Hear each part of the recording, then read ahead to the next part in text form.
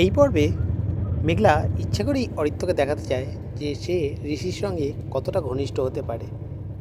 আর ঋষি তো সেই সুযোগেরই অপেক্ষায় ছিল। তো চলো শুরু করছি চুপচাপ ভালোবাসা সিজন 3 পর্ব 32।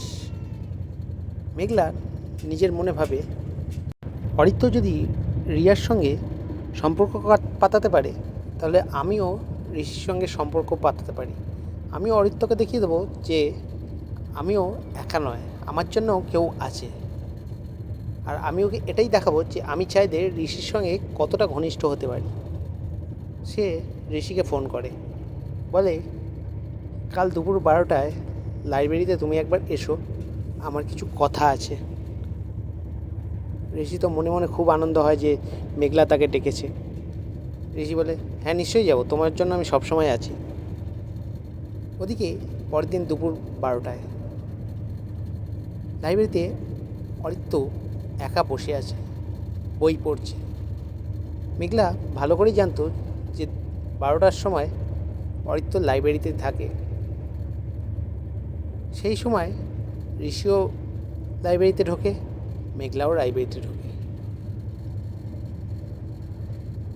মেঘলা অরিত্রর সামনের টেবিলে কাছে বইয়ের র্যাকে ঋষিকে ডাকে যে ঋষি একটু এদিকে এসো তো, আমি বইটা পারতে পারছি না, একটু আমাকে সাহায্য করো। ঋষি এগিয়ে আসে মেঘলার সাহায্য করতেও, কিন্তু মেঘলা ইচ্ছা করে ঋষির কোলে পড়ে যায়। ঋষিও সুযোগটা ছাড়ে না। ঋষিও মেঘলাকে শক্ত করে আঁকড়ে ধরে নেয় এবং তার শরীরের গন্ধ নিতে থাকে। আর মেঘলার শরীরের গন্ধে ঋষি কেমন যেন সব কিছু জ্ঞানই হারিয়ে ফেলে, চোখ বন্ধ করে নেয়।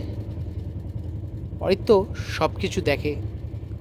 মেঘলাও আর চোখে অরিত্রর দিকে দেখে যে অরিত্র ওকে দেখছে কিনা। দেখে বুঝতে পারে যে অরিত্রর রাগ হচ্ছে। এই দেখার পর অরিত্র দাঁড়িয়ে যায়, রাগে আর থাকতে পারে না। সে বইটা টেবিলে রেখেই লাইব্রেরি থেকে বেরিয়ে চলে যায়।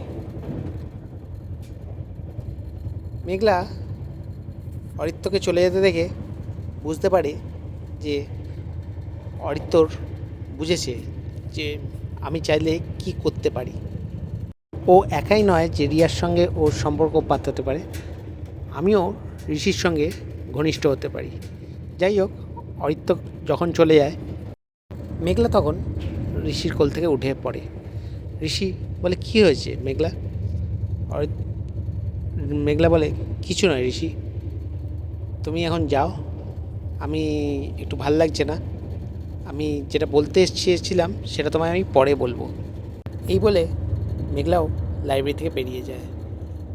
আর ঋষি লাইব্রেরিতে একলা দাঁড়িয়ে থাকে, বুঝতেই পারে না যে ব্যাপারটা কি হলো। আজকের গল্প এখানেই শেষ। কেমন লাগছে তোমাদের গল্প? ভালো লাগলে সাবস্ক্রাইব করো আর লাইক কমেন্ট করতে শেয়ার করতে ভুলো না।